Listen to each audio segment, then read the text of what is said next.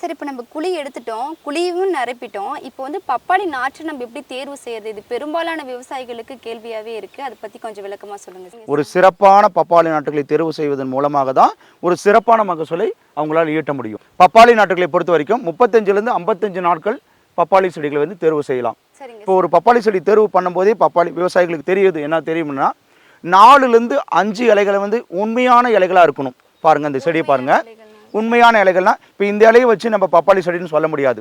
பப்பாளிக்கான அடையாள இலைகள் எத்தனை இருக்குது? 1 2 3 4 5 6 7 8 இருக்குது. இது வந்து பப்பாளி செடியோடைய அடையாளமான இலைகளை தான் உண்மையான இலைகள்னு சொல்றோம். இந்த உண்மையான இலைகள் வந்து 4லேருந்து 5 இலைகள் இருந்தால் போதும். தண்டு வந்து கரும்பச்சையா, கீழே இருக்கிற தண்டு கரும்பச்சையா இருந்தால் போதும். அப்போ வந்து அது கண்டிப்பாக வந்து 35லேருந்து 55 நாள் செடியில் வந்து நடலாம். 35 நாள்லேயே இது மாதிரி வந்துடும் ஆக்சுவலாக. அதே போல் வந்து இலைகள் வந்து மஞ்சள் இலையாக இருக்குது, இந்த இலை மஞ்சள் இலையாக இருக்குதுன்னா பிரச்சனை இல்லை.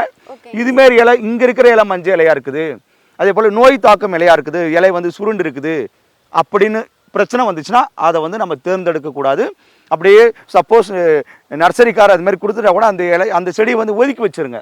அது சிறப்பான மகசூலுக்கு வழிவகை செய்யாது. இதுமாரி தேர்வு வந்து பண்ணும்போது தான் ஒரு சிறப்பான மகசூலுக்கு வந்து வழிவகை செய்யும். இப்படியான நல்ல ஒரு வலுவான ஒரு திரட்சியான நாற்றுகளை தான் தேர்வு செய்யணும் நடுவதற்கு.